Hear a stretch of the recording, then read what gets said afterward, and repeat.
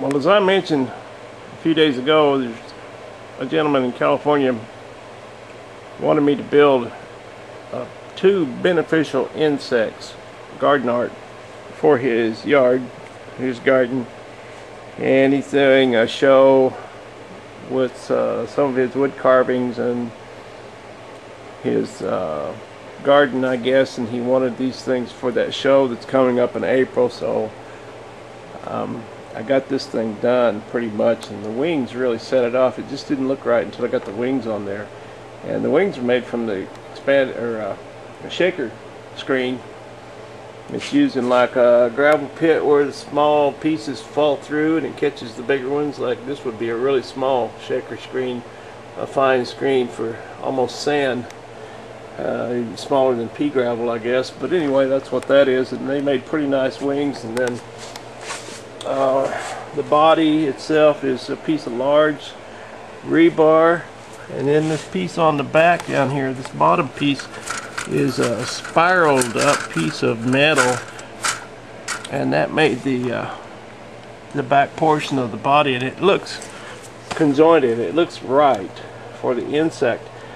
But what that is from a planter where they have a big hopper on top for the seeds, and then they pull these big planters that plow several furrows at a time, and the seeds drop down into the furrow, and from the hopper down to the furrow runs this little flexible tube, and that's what that is. The seed falls through that into the furrow when it's planted, and so that just slipped up over the back there, and that made the back part of the body really nice. And this chain is what I wanted for the legs, and that's all of course welded together and then braced up, and a little bit larger chain for the forearms on the mantis. And this is what I kind of went by. You can see how this is a picture of a real insect, and his head's turned to the side, and I see a lot of pictures where they're turned that way, so I guess that's just something they do.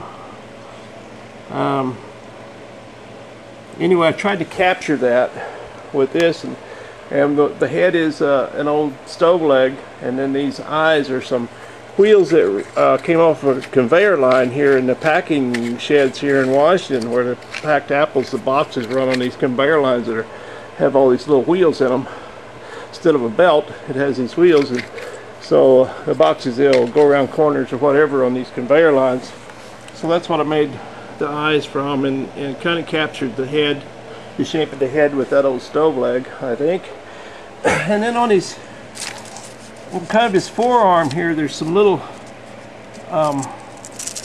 spikes that kind of stick down off of there, and I can see those in a couple of places on these pictures. There's some more there.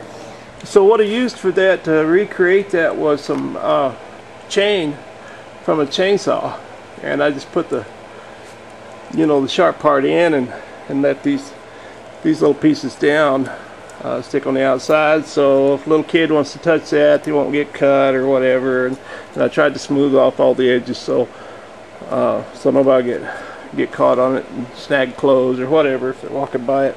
And then the little arms, little front hands themselves, you can see how they're kind of made to curl out to the front, and then with a little spike that comes off the back. And these pictures, I see that throughout, so I tried to recreate that, and what I used was the underside of a bypass shears, pruning shears, and just the bottom half of that, the blade passes by, and that makes that nice curve that goes out to the front. So I had two of those, and I used those, and then on the back for that little spike that curls back, as you see here, it kind of curls back, and in this photo you can see it. What those are, there's two of those on there, and those are just little garden tools, like for little dandelion digging tools, hand tools. So that's what that's made from. And I think that's about it. So that's the finished up praying mantis piece that's going to my friend in California, and then next he wants a 2-foot ladybug. So there's some neighbors over this morning looking at this thing, and they wanted to come and see it before I shipped it out, and they said, how will you make a ladybug? And I said, I really don't know.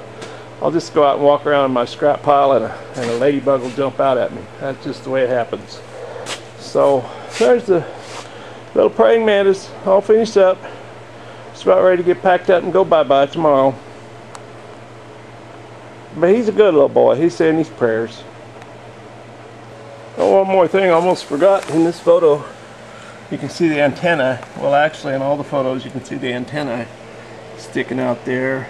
And I have those here. I just need to get them bent, and then I'll drill in the top of these, because I want to be able to ship these, or I'll just tape these to the leg or something, and then after it arrives, you can take those loose and just stick them down in the holes that I'm going to drill on top of the head there, and I'll put a curl on these so they look like praying mantis and antennae. So there we go. That's all.